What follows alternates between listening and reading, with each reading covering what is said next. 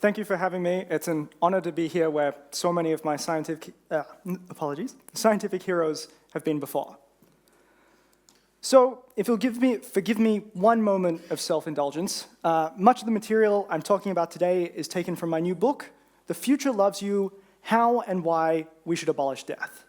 Now that's a very bold statement to make, and I want to unpack that. First, the why, and then the how. So when thinking about the why we would consider abolishing death, the first part of that is, well, how long would we like to live? You know, if we had control over our lifespans, if we had control over how many years we were able to live, how long would we actually choose? So you can imagine being posed the question, for example, if your choice was between 85 years, a typical lifespan for someone in a Western country today, or if it was 120 years, a bit longer, or 150 years, a few decades more, or an unlimited period of time. How long would you choose? And pause and really consider that for a moment before I get into the data of what people say. Well, when you run these sorts of surveys, what people have found is about half of individuals say something like 85, so a typical lifespan. But a significant fraction say 120, a few more 150, and a notable number of people say, yeah, if I could live as long as I wanted to, I'd live for an unlimited period of time. But this is just one way of phrasing the question. That's if we were to ask, with no further qualification, how long would you like to live? But what if instead one was promised good mental and physical health indefinitely? What would you say in response to that question? Well, the answers change. So about half of people, a bit more than half of people who originally said 85, switched their answer to a longer lifespan. And indeed, if we knew we'd have good mental and physical health indefinitely, the most common answer for people to choose is an unlimited period of time, indicating that if we could, most people would probably want to live longer than they're likely to get. And this is also, sadly, indeed the case for those who are terminally ill and at death's door. So this is some data tracking the surveyed will to live of a terminally ill 82-year-old woman dying of bowel cancer. And each day, as she's getting closer to her death, she's being asked, what is your percentage will to live, from 0 to 100? And what you can see in this data is that throughout the course of the end of her illness, her will to live remains very strong. If only she could continue to live, she would want to continue living. It's only when her pain goes up a little bit that you see any diminishment in this will to live, but it remains well above 50% the entire time. And indeed, the majority of people who are terminally ill report this kind of data, something like 70% of terminally ill individuals. The problem, though, is that as we age, our risk, our chance of dying in any given year increases exponentially. It doubles about once in every 8 years. Every 8 years. So that's about 1 in 1,000. You have a chance of dying in any given year at about 1 in 1,000 when you're 30. It goes up to about 1 in 100 by the time you're 65. But by 80, it's 1 in 20. And by 90, it's 1 in 5. So 1 in 5 90-year-olds die in any given year. Now, some good news is this has been changing over time. So back in the 1920s, if you were 80, your chance of dying in a given year was 1 in 7. Now, in at least a country like the UK, it's down to about 1 in 20. So we are making some progress. And that progress is also reflected in the fact that people are dying at later and later ages. So when you look at the most common age for people to die, or the modal age at death, it's crept up considerably over the past 50 years. And the reason for this is because over the last century of medical advances, we've seen things like insulin, antibiotics, vaccines, transplants, statins for heart disease, new cancer therapies, new therapies for infectious diseases, and even things like the mRNA vaccines we're all now very familiar with. There's been immense progress made in the past century. And when you look at this, it makes you wonder, what is still to come? What medical improvements will occur over the next century? Will there be things like artificially grown organ transplants to help overcome the issue of shortages that we have at the moment? Will there be things like better vaccines, like a universal flu vaccine? Or could there be, at some point, actually a cure for cancer, as oncologists and medical researchers are hopeful might come about? The question is, when you look to these future medical technologies, and when you keep in mind that most people would like to live longer than they're actually likely to get at this point, the question is there anything we could do to buy more time for those who are dying today so that they could benefit from those developments that are still to come? Well, one idea that's existed in science fiction for quite some time is the idea of preserving people, of somehow placing them into stasis, some kind of pod or something that puts them in a state where they're unconscious, unchanging, in static for some duration of time, until at some point in the future they can be revived and restored to health by medicine of a more developed age. This is the question. And it has some precedent and some analog in the natural world. For example, this is a wood frog that lives in the Arctic, and each year, come winter, it freezes, its heart stops, its biological activity stops, becomes essentially inert, but then come spring, when it thaws out, it goes back to hopping around. It's preserved, stasis, revived come spring. And indeed, it's not just frogs. For at least small bits of human biological material, there's precedent for this. So routinely in procedures like IVF, we will preserve embryos, sperm, eggs for some duration of time, weeks, months, or in some cases even years, and then essentially revive that embryo and turn it into a pregnancy and ideally a live birth. That I'm sure you were aware of, but there are other analogous procedures that you probably haven't heard of. And one, for example, is deep hypothermic circulatory arrest, which is quite the mouthful. But it's essentially induced hypothermia to make otherwise impossible medical procedures possible. So, normal body temperature is about 37 degrees. Below 33, you have violent shivering. Below 31, and you'll be unconscious. At 27 degrees, your heart will start to stop functioning, and your metabolism will be reduced by about 50%. And at 19 degrees, heart activity will completely stop, brain electrical activity will completely stop, and for all intents and purposes, an individual looks like they're a corpse. But surgeons routinely induce this in patients by cooling their blood at something like 0.5 degree per minute and stopping once they get to about 18 degrees Celsius, at which point a patient's heart has completely stopped and their brain activity is completely stopped, so that they can perform otherwise impossible surgeries, particularly surgeries on the blood vessels around someone's heart or some of the delicate blood vessels in individuals' brains that could not be done if blood flow was still continuing. And they can do so with about a 45 to 60-minute operating window, and then revive them by warming them up afterwards with pretty high success rates and pretty high survival rates. So this is already at least a short-term form of preservation, storage, and revival. So for small bits of biology, the frogs or embryos, we're able to preserve and put in stasis and revive these things for short durations of time and for long durations. For whole human bodies, for patients, we can do it for short periods of time. But the question is there anything we can do that could enable us to preserve and store an individual for a longer duration, to buy them more time until future treatments can be developed? Well, there are some people who think it's possible. Cryonicists have historically been the name for them. And the idea that they have is that you could commence after someone's heart stops to cool them down, but instead of stopping at 18 degrees, you could initially go down to 4 degrees, then inject antifreeze into them, something which prevents ice formation, and then keep going colder and colder down to the temperature of liquid nitrogen at about minus 196 degrees Celsius.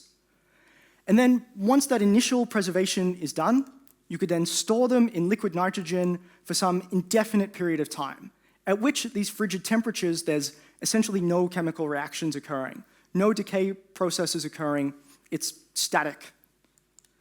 And the hope then is that one could wait until revival becomes possible. That at least is the idea, where perhaps at some point in the future there might be just more advanced medical technology in a traditional sense, like you can see there depicted on the left, or even the invention of new things that we can't currently do, but theorize might become possible, something like uploading an individual into a new physical format. That's the hope. But there are problems. So one particular problem with this vision is that the historical quality of preservation protocols has had issues. So there on the left is a picture of my brain taken from an MRI scan, and you can see that my brain fills the entire skull. That's what a typical brain looks like. On the right, you can see an image of a brain that's been preserved with historical cryonics protocols, and you can see that the brain in orange has quite a gap from the edge of the skull in white. And the issue with these historical protocols is that while preservation worked really well on small tissues, for larger tissues like organs or whole bodies, there were problems of dehydration and shrinkage. So the brain in this circumstance has shrunk by about 50% in volume, and there's quite possibly been some damage done to its structures as a result. So historically, there was some lack of confidence in the quality of the preservation. That urged people on to say, well, perhaps that doesn't mean the entire idea is not worth pursuing, but instead we should just be developing better preservation protocols. So in particular, the Brain Preservation Foundation put out the Large Mammal Prize in 2010 to encourage someone to come up with a technique of doing better whole brain and whole body preservation in a way that would keep it intact for long durations of time with a quality that looked essentially like someone's brain and body was in the same state as prior to the preservation procedure. And in 2015, there was the publication of a technique, aldehyde-stabilized cryopreservation, that did show a lack of this previous dehydration damage. And as a result, it won the Brain Preservation Foundation's prize after analysis by a panel of judges. The way this technique works, to give you some insight into its specific details, is that if you zoom in on the individual neurons inside someone's brain, and you zoom in even further down to the level of the individual biomolecules, the proteins and nucleic acids and other structures that make up each of our 86 billion neurons. What happens if you inject an animal with these aldehydes, these preservation chemicals, is that it permeates the entire body and blood system of an animal, and it locks everything in place. It prevents any further decay, it prevents any further changes, and it essentially fixes an animal or a person at that point in time. And it leads to this very high-quality brain or other parts of the body preservation, where the tissue ends up looking essentially the same as it did when the animal was still biologically active and moving about. So, does that mean that preservation and storage are solved? That people think this has a real chance of working? And that we just have to wait until revival technologies become possible? Well, when this technology was first announced in 2015 and 2018, the headlines that came about were a little less positive. So you have things like the MIT Technology Review saying, a startup is pitching a mind-uploading service that is 100% fatal. Or The Guardian saying, startup wants to upload your brain to the cloud, but has to kill you to do it. Or my favorite, preserving your brain might kill you, but it could also help you live forever. So this seems paradoxical. How can something kill you, but also help you live forever? It's confused, in a sense. The reason why it's confused is because people who are preserved with these preservation protocols, they look, at least under traditional medical thinking, to be dead. But the question is that true?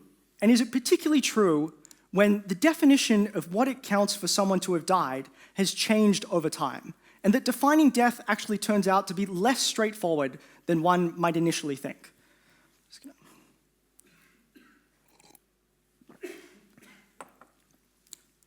So, some historical perspective. Prior to the 1950s, we defined people as dead essentially as soon as they stopped breathing, because at that stage, there was nothing more we could do for them. But with the invention of things like mechanical ventilators that can compensate for the loss of someone's ability to breathe, or things like cardiopulmonary bypass machines that can circulate someone's blood even when their heart has failed. These technologies that were developed in the 50s and the 60s. Doctors and ethicists and legislators realized that we needed to come up with a better definition of death. And particularly in the United States in the 1980s, or the 1970s rather, there was the drafting of what's called the Uniform Determination of Death Act, which was a formal definition of death that defines an individual as dead if they have sustained either irreversible cessation of all functions of the heart and lungs, circulatory and respiratory functions, or irreversible cessation of all functions of the entire brain. If someone meets these criteria, then they're declared dead. And in particular, we focus these days in the more interesting aspect of the definition is this second one, that of the irreversible cessation of all functions of the brain, because that's what we think of as brain death. Now, this seems at first glance like a reasonable definition, but the difficulty comes in with the fact that defining irreversible cessation is quite problematic, and it changes as technology changes. So I talked about mechanical ventilators and cardiopulmonary bypass machines, but the real pressure these days on defining someone as dead based on irreversible cessation of heart and lung functions is the creation of devices like this one, an extracorporeal membrane oxygenation machine, ECMO for short, which is able to take someone's blood out of their body, remove carbon dioxide from it, introduce oxygen into it, and then return the blood back into the patient. And using this, it's possible to keep a patient alive for days or weeks without their own heart or lungs functioning, which really means that this sort of definition of death is somewhat redundant. The thing is, we're also seeing the same technological pressures put on this second definition of death, based on irreversible cessation of functions of the brain, because we're starting in the same way that heart and lung machines were developed to develop techniques for restoring lost brain functions to patients. So this, for example, is an implant that was given to a patient who'd suffered severe brain damage that, as a result, somewhat restored them to consciousness and gave them some functions back. And there's lots of examples. The device is an electrocorticography grid, which is attached to a pedestal, which is screwed onto the participant's skull. Anne is the very first person to have this combination.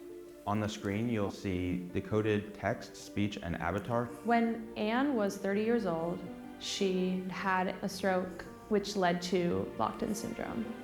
Hey Anne, how's it going? It is good to see you. That's the first time we've ever had a conversation using this system.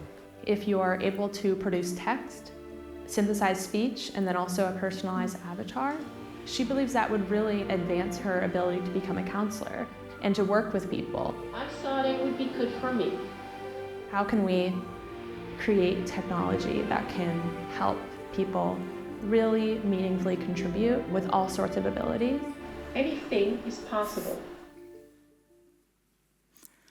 It's incredible. These sorts of developments are incredible. And it's not only those examples. There's other examples like the recent Neuralink announcements of devices that are able to give people who've had spinal cord injuries the ability to use computers again so that they can control a mouse, play video games and chess.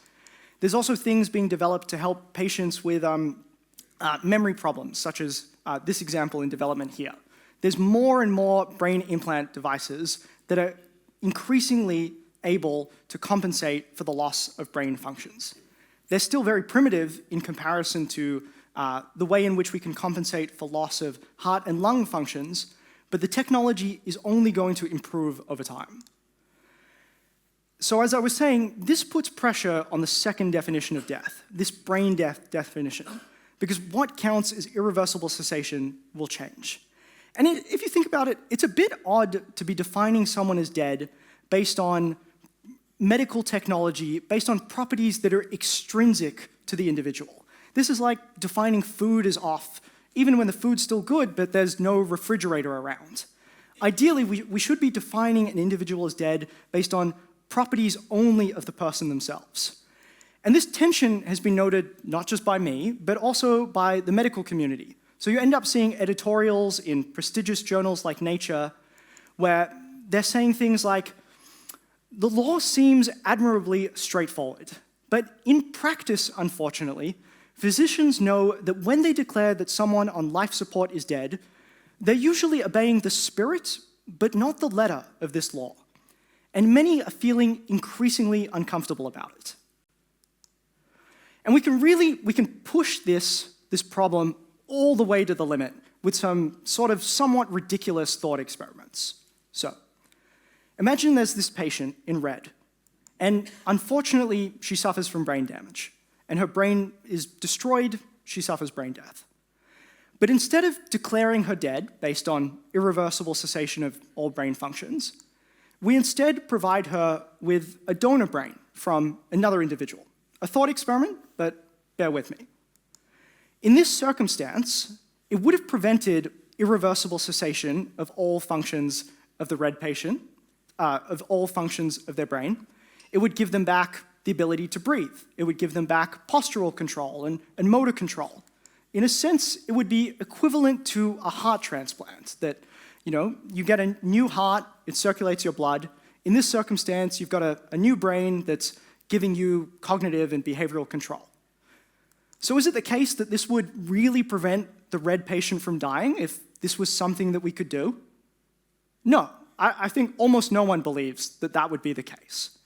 But why is that? Why is this circumstance different from a heart transplant or a kidney transplant? This is the problem of personal identity, or what it is to survive, what it is to be the same person across time. It's a kind of odd question because it normally seems obvious. Like we normally are pretty sure that we know that someone is Tom and someone is Jane and that they're the same person as the years and decades go on. But when you stop to think about it, the philosophy gets quite complicated. For example, it seems like we're the same because we have the same bodies over time. But we're actually, as we eat and drink and breathe, replacing the physical components of our body all the time. Our skin every few weeks, our blood every 3 months, our entire body mass roughly every year and a half or so, and even the connections between neurons in our brain, those synapses, that material is replaced over a period of months as well. So it can't just be based on being made of the same physical material over time. The question then is, what does make someone the same person over time? And when you survey people, when you ask, what do you think is critical for someone being the same individual at different time points? What most people say are things like their memories, their personality, them having the same psychology, them having the same goals and dreams and desires and hopes at different points. That's what binds an individual together across their lifespan. And the implication of this view, of it is the psychology that makes someone the same person over time, has been explored by some philosophers who've pushed an updated definition of what it means to die as a result.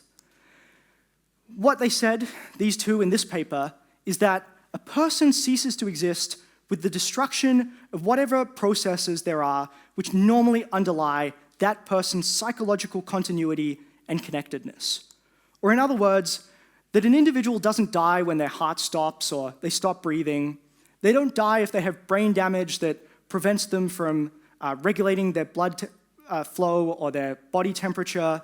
A person dies when they lose the unique psychological properties that make them them, distinct from any other individual. The question then, if that's a better definition of death, is how does the brain actually maintain personal identity before death, naturally, over the course of someone's lifespan? And one of the ways of analyzing this question and coming to understand how the brain provides the continuity of personal identity is by examining cases where it goes wrong, where damage to the brain arguably changes someone's personal identity. So this is the case of Phineas Gage, who probably a number of you have heard about before. But Phineas Gage was a man who was working for a railroad company in the 1840s in the US, who suffered an unfortunate accident where this spike that he was using to prepare some rock to be explosively blasted away, this spike instead ended up being blasted through the left frontal lobe of his brain and taking out a chunk of his brain in the process.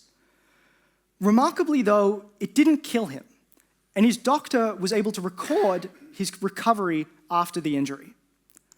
So prior to his injury, Gage was known as possessing a well-balanced mind. He was known as being shrewd, a smart businessman, energetic, and persistent in his plans.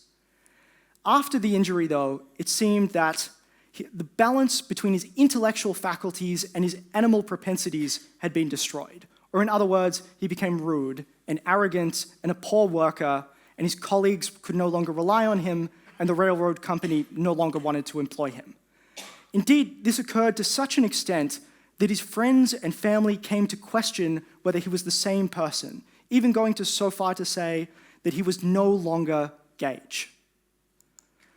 So what that demonstrates is sometimes when the structure of the brain is damaged, there's reason to question whether an individual remains the same individual.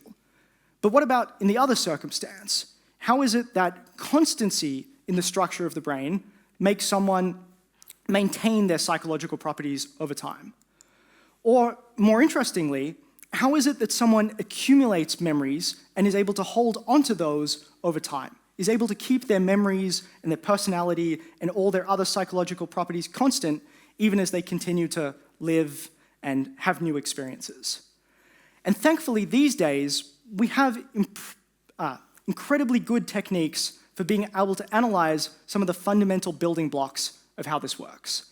So this is a mouse with a little scanning technique on its head. And when you zoom in on the mouse's brain as you teach it new tasks or you give it new experiences, nowadays we can see the individual neurons in its brain, but we can even do better. We can go down to the individual dendrites and components and branches on those neurons. And what we can see is we can even see the real-time changes to those connections between the neurons, those synapses, as these animals learn and experience new things. One way in which we do that is with these sorts of behavioral experiments. So what's happening here is these mice are being put on this rotating rod. The rod starts to rotate faster and faster, and the mice have to hold on for as long as they can. Now, I assure you there's a little platform below, so when they fall, it's fine. But they don't like falling, and so they try and get better and better and better at holding on, so they don't have to fall. And what you can see is if you zoom in on their brains while they're learning this new task, if you zoom in initially on the motor cortex, the region of their brain involved in learning new motor tasks, you go down to the level of the individual neurons, you go down to the bits of the individual neurons and the connections between the neurons, the synapses. What you can see as they learn new tasks is the formation of new connections, new synapses. And people who do these studies end up concluding that these new connections, these new structures that develop, are what provides an animal, a human, a unique and stable physical entity for lifelong memory storage. What's particularly cool is we can do this not just in a correlative sense, in the sense that we can teach an animal something, we can see the new connections form, and then we can hope that there's an association between these new connections and new memories. We can actually intervene selectively to show that it's the structures that really matter. So one experiment that did that is this one detailed here. So this is some data showing how long the mice can hold on this rotating rod. So initially, at baseline, before they've gotten very good at the task, these mice are able to hold on for something like 120 seconds. But once they get better at it, they have some training, they double how long they can hold on for. Now they're holding on for a substantial number of minutes. And you can see in their brains, as before, that this happens in conjunction with the formation of new synaptic connections. So new synapses between some neurons in the motor cortex and other neurons. And you can identify those new ones and you can tag them. But what's really cool these days is we can also manipulate them. So if you see those synaptic connections marked in green, what we can do is we can use a technique called optogenetics to selectively destroy only those new connections while sparing the other connections that already existed in that rodent's brain. And the question is, if you destroy those new connections, does that affect the animal's memory? Does it unlearn the task that it had just learnt to do? So you erase them, and we find out, and we see that indeed it is the case, that you can selectively remove memories by selectively manipulating the structure of this animal's brain. And there's other experiments where they teach the animal multiple tasks, like, for example, also how to run along a high wire at the same time as teaching them this rotorod. You selectively tag the synapses involved in one kind of memory, and you can show that you can remove one memory while leaving others intact. It's incredible. It's been done also not just for these sort of motor procedural tasks, it's also been done for episodic memory, so things like remembering past experiences. Or in this circumstance, there was an experiment where they forced mice to remember a previously scary experience they'd been in. There's other ones where they've been able to insert false memories, new fake memories into the brains of the mice. But it's also been done for other things that aren't just memory. Things like emotions or goals or other more emotive aspects of psychology. What all of this work is leading towards is that it's when we consider our psychological properties, our memories, our desires, our beliefs, and our goals, what neuroscience is showing with each new experiment and each new paper is that it's really the structures of our brain that give rise to these things, that hold on to these things, and that maintain them over time. And as a result, you get eminent scientists like Sebastian Sung, a professor at Princeton, saying, you are your connectome. And let me explain that word, connectome. So you've probably heard the term genome, where it's the collection of all of the genes that make each individual unique. That's their genome. A connectome is all of the individual connections that each of us have in our brains that make us unique. We each have our own connectome that's different and distinct from anyone else's. And the point here is that when one says, you are your connectome, it's to say, you are the collection of all of these structures that give you your psychological properties. And this is cool because when you think about it, it's your connectome that's enabling your survival through all sorts of scenarios. Through breaks in consciousness, like happen when you're asleep, or even more assuredly, when you're under anesthesia, or in the hypothermic state that I talked about previously, where your brain activity stopped, your heart activity stopped, but you're still able to come back afterwards because the structure of your brain has been maintained intact. And it's also your connectome, the connections that enable you to survive changeover of the physical material of your body. Because it's the connections that are maintained, even as the actual materials that those neurons are made of are changed out over time, the same way that your skin and your blood and the rest of your body mass is progressively. That's just to emphasize, again, that it's not the material that matters, it's the connection between neurons. And to really put that sharply and bluntly, it means that so long as your connectome exists, then you're not really dead, because your properties that make you you are still there, waiting to be restored to consciousness at some point. So we've covered a lot of ground. Let's summarize what we've covered so far. We've seen that death is not someone's heart stopping or their lungs stopping. It's not the loss of biological activity, it's the loss of personal identity. And that personal identity is primarily dependent on psychological properties. That's what most people in most surveys say.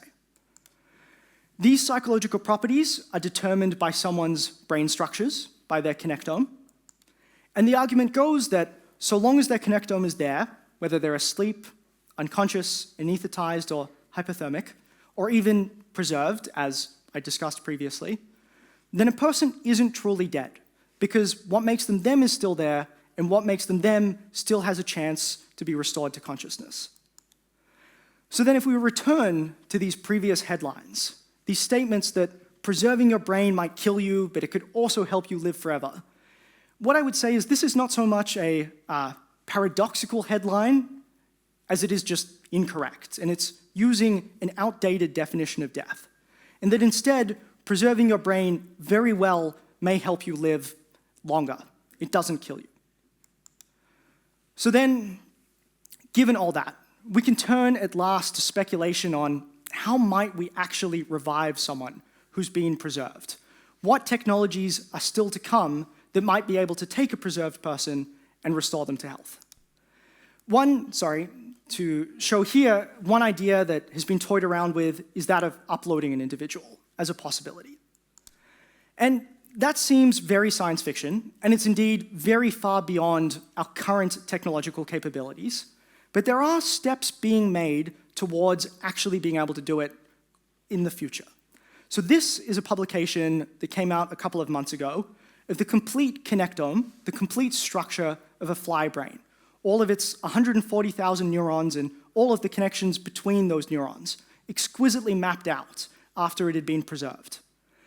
And what is particularly cool is not only did the scientists in this study map out the connections, they also created an artificial digital version of the fly's brain, to the extent that when the artificial digital version of the brain had the region of its brain stimulated that corresponded to it being able to taste sugary flavors, it then sent to its digital motor neurons, its digital neurons that would otherwise, in the original fly brain, control its motor commands, it tried to stick out its proboscis, or to essentially stick out its tongue to taste these sugary compounds, indicating that they'd really, through just analyzing the structure, captured some important aspects of the function of the fly's brain.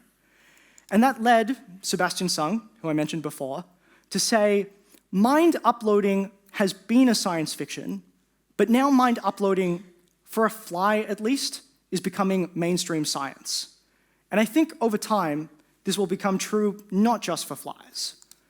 So here, for example, is an image taken from a section of a human brain, much larger than a fly.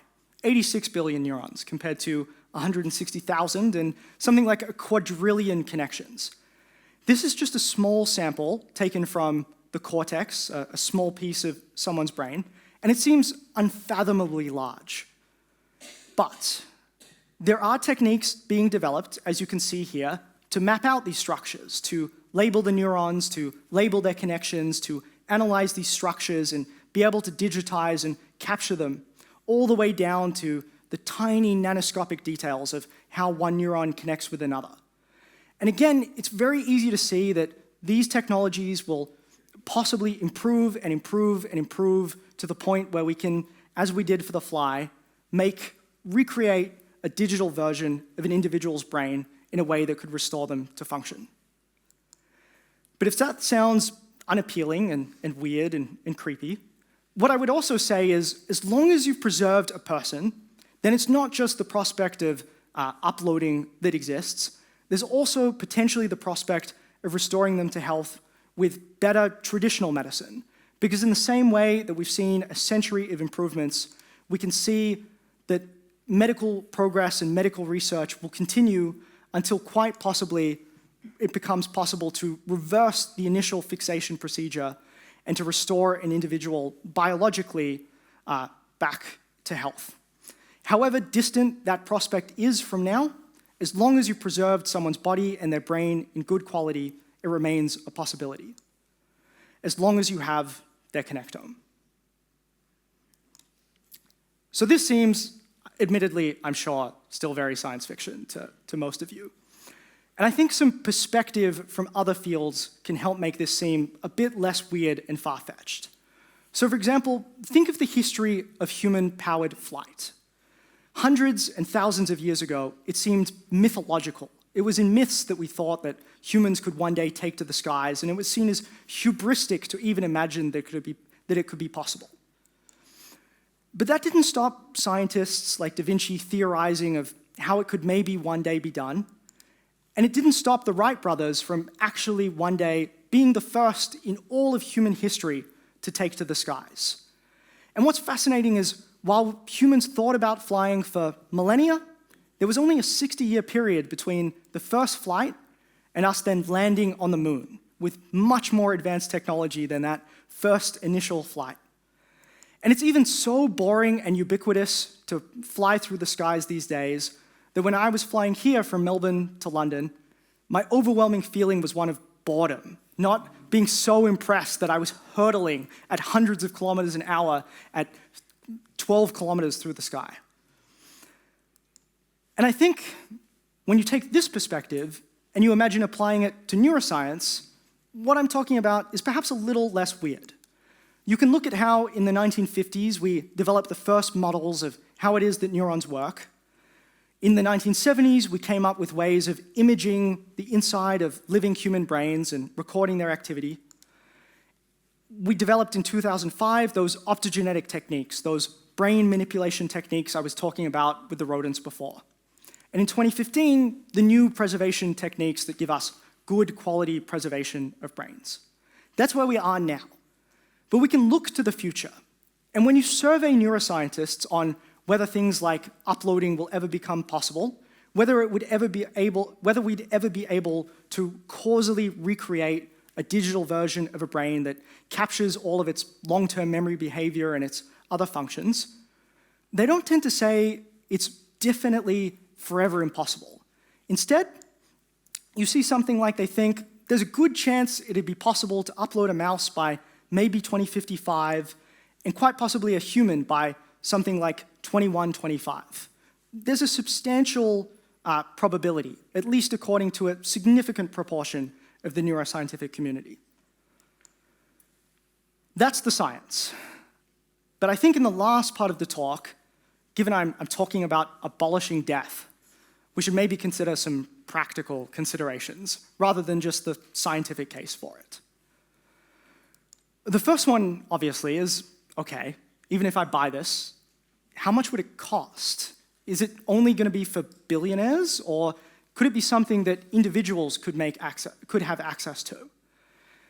To analyze that, it's worth comparing it to other treatments that we already think are worthwhile. So something like breast cancer treatment for a full duration of therapy is about £38,000 or $50,000 US. Seems like it's worthwhile. A heart transplant costs about $250,000 or £190,000, very expensive, but still something we provide to individuals, as opposed to some things which are not trivially cheap, but still quite affordable and still provide improved quality of life. In the context of these treatments, what I would point out is that the estimates of how much it would cost to preserve someone show that it's probably quite affordable. Something like £10,000 per procedure or $13,000 to do an initial procedure. And the reason for that is that aldehyde-stabilized cryopreservation technique I was talking about is not particularly complicated compared to many of the surgeries we already do. It's just the cost of the chemicals, the surgical time, introducing it into a person's body, and then storing them afterwards. It's not very ubiquitous now, and it's perhaps more expensive at the moment, but if we did it at scale, this is what I would estimate it to be. And I go into much more detail to justify that position in the book.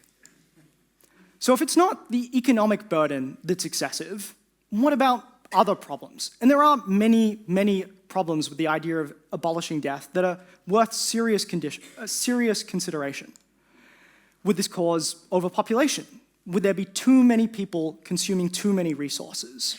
And would that lead to things like exacerbation of climate change? Would it strain the Earth's capacity? Or alternatively, would abolishing death cause the cessation of generational turnover, which is important for social progress over time? How about at a more individual level? Would it cause a loss of meaning for individuals to lose their looming deadlines? Would it remove the pressure too much to the point where we get bored and no longer want to continue living anyway? The issue is that these problems take a very long time to go through, and they are important, But I think that when you go through them one by one, to consider them seriously, there seem like there are solutions for each of them that are more palatable than the idea of just allowing people to die as a solution instead to these concerns. And I think that on consideration, the idea of giving people control over their health, over their lifespan, outweighs these particular concerns. And I think that if you really go through the economic costs, you go through the social ideas, you go through the philosophical concerns, the conclusion you come to is that the main difficulty with this idea of abolishing death through brain preservation and storage and reviving people at some point in the future isn't the current economic or environmental costs. It's actually with creating a future in which our descendants would want to revive us, would want to develop these technologies, and would want to take their preserved ancestors and restore them to health. Because if we have a world that is destroyed through environmental damage, or nuclear war and other global conflicts, if we have a world with authoritarian regimes, or just poverty and income inequality, this is not a world in which people will be well inclined towards their ancestors, where they will have the capability or the inclination to think that it's worth restoring them to health.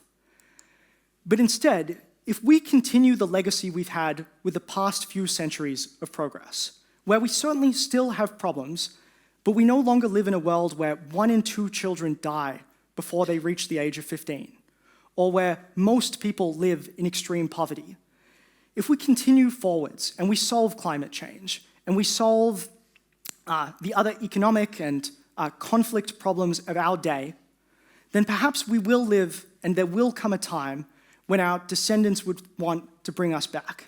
And what I would leave you on is that I think if you take this prospect of preservation seriously, it makes this better world, by focusing our attention on the future that is to come, it makes the probability that we have this positive outcome greater rather than lesser. Thank you very much.